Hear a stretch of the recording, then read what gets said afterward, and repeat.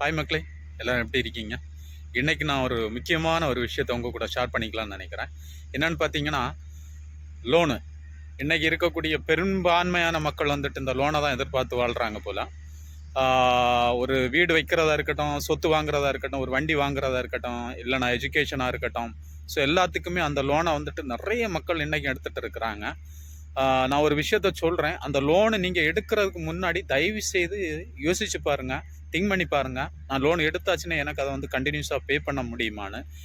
பே பண்ண முடியாத பட்சத்தில் நமக்கு ஆல்ரெடி இருக்கிற நிம்மதியும் போச்சு, அந்த மகிழ்ச்சி, ஹாப்பி எல்லாமே போயிடும்.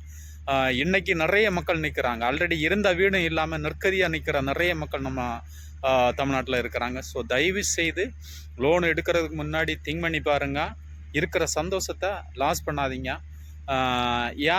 யாருடைய வாழ்க்கையும் வந்துட்டு கம்பாரிசன் போடாதீங்க. அவனை போல நான் இருக்கணும், இவனை போல இருக்கணும்னு. நமக்கு தெய்வம் என்ன தந்திருக்கிறாரோ அதை வச்சு நம்ம ஹாப்பியாக வாழ்கிறோமேங்கிறதான் வாழ்க்கை. ஸோ தயவு செய்து லோனு வந்துட்டு தேவையில்லாமல் யாரும் அப்ளை பண்ணி எடுக்கிறதுக்கு முயற்சி பண்ணாதீங்க. ஏன்னா அந்த லோனுனால நமக்கு வரக்கூடிய ஒரு வலி இருக்குது பார்த்தீங்களா, அந்த வலிக்கு மருந்தே இல்லை. என்ன சொல்கிறதுன்னு எனக்கே தெரில. ஏன்னா டெய்லி நீங்கள் ஒரு டியூ கெட்டாமல் பே பண்ணாமல் விட்டுட்டிங்கன்னா லோனுக்காரன் டெய்லி கால் பண்ணிகிட்டே இருப்பான். ஆல்ரெடி நமக்கு ஏகப்பட்ட பிரச்சனை ரன் ஆகிட்டு இருக்கோம். இதில் இவனும் கால் பண்ணும்போது நமக்கு ரொம்ப டிப்ரெஷன் ஆயிரும்.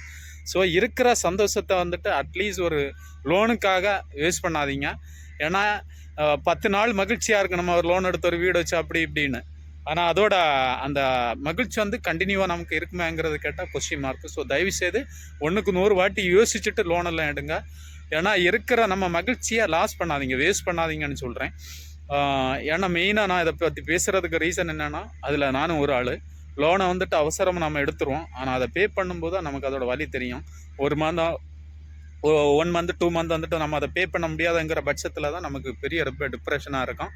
ஸோ இன்றைக்கி நம்ம உலகத்தை எடுத்துக்கிட்டிங்கன்னா எக்கச்சக்க பேர் இதனால் தற்கொலை, சூசைட் பண்ணுறாங்க, மனப்பிரச்சனை, ஸோ இப்படி எக்கச்சக்க பிரச்சனைகள் போயிட்டுருக்கு. ஸோ தயவுசெய்து மேக்சிமம் யாரும் லோன் எடுக்கிறதுக்கு ட்ரை பண்ணாமல் இருக்கிறத வச்சு சந்தோஷமாக கடவுள் நமக்கு என்ன தந்திருக்கிறோ அதை வச்சு மகிழ்ச்சியாக வாழ்கிறதுக்கு எல்லோரும் முயற்சி பண்ணுங்க.